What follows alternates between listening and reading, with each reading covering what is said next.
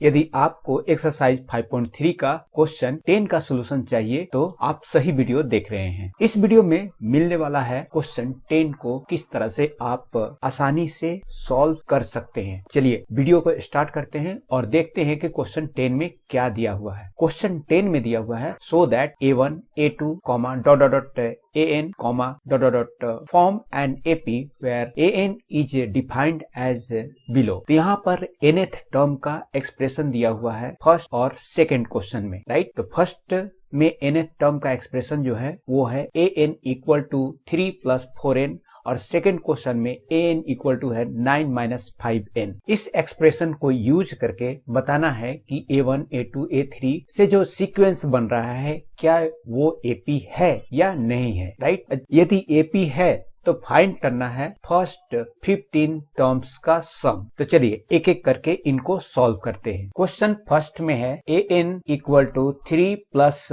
4n। जब यहाँ पर n है तो 4 के साथ n आया है। जब मैं इस n के प्लेस पर 1 लिखूंगा तो यहाँ पर भी 1 आएगा। जब इस n के प्लेस पर 2 लिखा जाएगा तो यहाँ पर भी 2 आएगा। ओके, तो मैं a1 फाइंड कर लेता हूँ। तो a1 इक्वल टू हो जाएगा 3 + 4 × 1। तो इसको सॉल्व करने पर मिलेगा 3 + 4 और इन दोनों को ऐड करने पर आ जाएगा 7। अब a2 निकाल लेता हूँ। तो a2 इक्वल टू हो जाएगा 3 + 4 × 2 इक्वल टू हो जाएगा 3 + 4 = 8। तो यहाँ पर 8 हो गया। अब 3 + 8 करने पर मिलेगा 11। a3 भी फाइंड कर लेता हूँ। तो a3 इक्वल टू होगा 3 + 4 × 3। n के प्लेस पर यहाँ 3 है तो यहाँ पर भी n के प्लेस पर 3 हो जाएगा। इक्वल टू 3 + 4 = 12 होता है तो यहाँ पर 12 लिखना होगा और 12 + 3 हो जाएगा 15। तो यहाँ पर a1, a2, a3 निकला। ये सभी क्या है? टर्म्स है और ये सभी टर्म्स का वैल्यू है। फर्स्ट टर्म का वैल्यू है 7, सेकेंड टर्म का वैल्यू निकला है 11 और थर्ड टर्म का वैल्यू निकला है 15। अब इनको चेक कर लेता हूं कि ये AP है या नहीं। तो D1 निकालते हैं। D1 इक्वल टू हो जाएगा A2 - A1। A2 है 11 और A1 है 7। 11 - 7 होता है 4। अब D2 भी फाइंड कर लेता हूं। तो D2 इक्वल टू होगा A3 - A2। A3 निकला है 15 तो 15 माइनस और A2 निकला है 11 तो यहाँ पर हो जाएगा 11। तो 15 - 11 करने पर यहाँ पर भी आ रहा है 4। तो यहाँ D1, D2 इक्वल मिल रहा है। इसी तरह से आगे D3 भी 4 ही आएगा। तो इससे पता चलता है कि A1, A2, A3, A4 ... ये सभी एक AP का फॉर्मेशन कर रहा है। तो यहाँ पर लिख लेना होगा since D1 equal to D2 therefore A1, A2, A3, ... form an AP। Okay, अब देख लेता हूँ क्वेश्चन में और क्या दिया हुआ है। हम लोगों ने ये कंफर्म कर लिया कि ये जो nth टर्म का एक्सप्रेशन दिया हुआ है और इससे A1, A2, A3 ... an का जो वैल्यू आया वो एक AP फॉर्म कर रहा है, राइट। अब हम लोग को फाइंड करना है सम ऑफ फर्स्ट 15 टर्म्स। तो चलिए सम ऑफ फर्स्ट 15 टर्म्स निकाल लेते हैं। सबसे पहले Sn का फॉर्मूला लिख लेता हूँ। तो Sn इक्वल टू होता है n/2 under bracket 2a + n - 1 × d। Okay, हम लोग को फाइंड करना है S15। तो यहाँ पर S15 लिखना होगा। इक्वल टू हो जाएगा n के प्लेस पर 15 देना होगा divided by 2 under bracket 2 × first term हम लोग का निकला हुआ है 7 और कॉमन डिफरेंस निकला है 4। ये D1, D2 4 आ रहा है, यही है कॉमन डिफरेंस।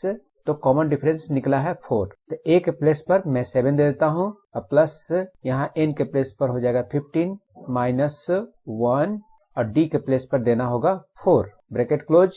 नेक्स्ट स्टेप में हो जाएगा 15/2 अंडर ब्रैकेट 2 7 यहाँ पर हो जाएगा 14 प्लस 15 - 1 यहाँ पर हो जाएगा 14 × 4। 14 दोनों टर्म में है तो 14 को कॉमन निकाल लेता हूँ। तो इक्वल टू हो जाएगा 15 डिवाइडेड बाई 2 × 14 अंडर ब्रैकेट इस प्लेस पर बचा 1 तो यहाँ पर लिखना होगा 1 प्लस और इस साइड बचेगा सिर्फ 4 तो हमने 4 लिखा। इस 2 से इस 14 को कट कर लेता हूँ, यहाँ पर मिलेगा 7। इसके बाद हो जाएगा 15 इंटू 7 इंटू 4 प्लस 1, यहाँ पर आ जाएगा 5। अब इन सबको मल्टीप्लाई कर लेना होगा। तो 15 5 या 75 होता है, और 75 को 7 से मल्टीप्लाई कर देता हूँ। 7 5 या होता है 35, तो यहाँ पर लिखा जाएगा 5, 3 कैरी होगा। 7 7 या 49 और प्लस 3 हो जाएगा 52। इन तीनों को मल्टीप्लाई करने पर मिला 525, यही हम लोग का आंसर हो जाएगा। ओके, तो इस तरह से आप लोग इजी वे में सोल्यूशन फाइंड कर सकते हो। अब चलते हैं सेकंड क्वेश्चन को सॉल्व करने। तो यहाँ पर दिया हुआ है an equal to 9 minus 5n, इसको भी फर्स्ट के ही जैसा सॉल्व करना होगा। सेकेंड में दिया हुआ है an equal to 9 minus 5n, a1 equal to हो जाएगा 9 माइनस 5 इंटू n के प्लेस पर 1 देना होगा, इक्वल टू 9 माइनस 5 इंटू 1 हो जाएगा 5। अब इनको सॉल्व करने पर मिलेगा 4। अब a2 भी निकाल लेता हूँ, तो a2 इक्वल टू हो जाएगा 9 minus 5 into 2 equal to 9 minus 5 two जा होता है 10, तो यहाँ पर लिखना होगा 10 इक्वल टू हो जाएगा -1। अब a3 निकाल लेता हूँ, तो a3 इक्वल टू हो जाएगा 9 minus 5 into 3 equal to 9 minus 5 3 जा 15 होता है, तो यहाँ पर लिखना होगा 15। इनको सॉल्व करने पर मिलेगा -6।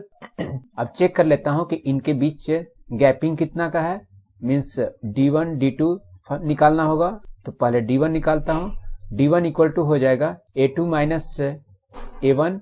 a2 का वैल्यू मिला है -1, माइनस a1 है 4, तो यहाँ पर देना होगा 4। अब इनको सॉल्व करने पर मिलेगा -5। अब d2 फाइंड कर लेता हूँ, तो d2 इक्वल टू हो जाएगा a3 माइनस a2। a3 का वैल्यू है -6, तो यहाँ पर देना होगा -6, फिर उसके बाद माइनस, और a2 का वैल्यू है -1, तो यहाँ ब्रैकेट में देना होगा -1। इनको सॉल्व करने पर देखिए क्या आता है, तो यहाँ पर आ जाएगा -6, माइनस माइनस प्लस होगा, तो यहाँ पर आएगा 1। इनको भी सॉल्व करने पर मिलेगा -5। d1 और d2 इक्वल मिल रहा है, that means a1 a2 a3 एक AP का फॉर्मेशन कर रहा है। तो नीचे में लिख लेना होगा, since d1 equal to d2 therefore a1 a2 a3 dot form and AP। Okay, एक AP फॉर्म किया। इस AP का फर्स्ट टर्म है 4 और कॉमन डिफरेंस मिला -5। तो यहाँ पर दोनों चीज को लिख लेता हूँ clearly. First term equal to 4 and common difference equal to -5। इसके बाद हम लोग को फर्स्ट 15 टर्म का सम भी फाइंड करना है। तो सबसे पहले SN का फॉर्मूला लिख लेता हूँ। SN इक्वल टू होता है n/2 under bracket 2a plus n-1 into d। अब इसके बाद हो जाएगा S15 इक्वल टू n के प्लेस पर देना होगा 15 divided by 2 under bracket 2 into a के प्लेस पर देना होगा 4 प्लस यहाँ पर हो जाएगा 15 -1 इंटू d के प्लेस पर देना होगा -5 ब्रैकेट क्लोज। इसके बाद हो जाएगा 15 divided by 2 under bracket 4 two 8 होता है, तो यहाँ पर लिखना होगा 8 प्लस 15 -1 होता है 14, तो यहाँ पर लिखना होगा 14 इंटू -5। इन दो टर्म से 2 कॉमन निकल सकता है, तो मैं 2 कॉमन निकाल लेता हूँ। तो आगे हो जाएगा 15 डिवाइडेड बाई 2 इंटू 2 ब्रैकेट के अंदर यहाँ 4 क्योंकि 2 कॉमन निकल गया है, प्लस यहाँ पर बचा 7 इंटू -5। तो इस माइनस को इस प्लस से मल्टीप्लाई कर लेता हूँ, तो इस प्लेस पर क्या हो जाएगा माइनस, तो इसको मैं चेंज कर लेता हूँ और इसे मैं माइनस कर देता हूँ इंटू 5 ब्रैकेट क्लोज। अब ये 2 इस 2 से कट हो जाएगा, तो आगे मिलेगा 15 अंडर ब्रैकेट 4 माइनस 7 5 जा होता है 35, तो यहाँ पर लिखना होगा 35। नेक्स्ट स्टेप में हो जाएगा 15 इंटू 4 माइनस 35। इनको सॉल्व करने पर मिलेगा -31। अब इनको मल्टीप्लाई कर लेता हूँ, तो 31 को मल्टीप्लाई करना होगा 15 से। पहले 5 से मल्टीप्लाई करते हैं, 5 1 जा हो जाएगा 5, 5 3 जा 15। अब फिर 1 से करते हैं, तो 1 और यहाँ पर आ जाएगा 3। इनको ऐड करने पर मिलेगा यहाँ पर 5, 5 1 यहाँ पर हो जाएगा 6, 3 + 1 यहाँ पर हो जाएगा 4। यहाँ पर माइनस साइन है तो मल्टीप्लाई करने पर आ जाएगा -465। तो इस तरह से S15 का वैल्यू मिला -465। यही इस क्वेश्चन का आंसर होगा। तो इस तरह से स्टूडेंट आप लोग आसानी से इस क्वेश्चन को सॉल्व कर सकते हो। आई होप आप लोग को सोल्यूशन समझ में आया होगा। तो आप लोग लाइक का बटन को प्रेस कर देना। मिलते हैं फिर न्यू वीडियो में न्यू क्वेश्चन के साथ। Thank you for watching my video.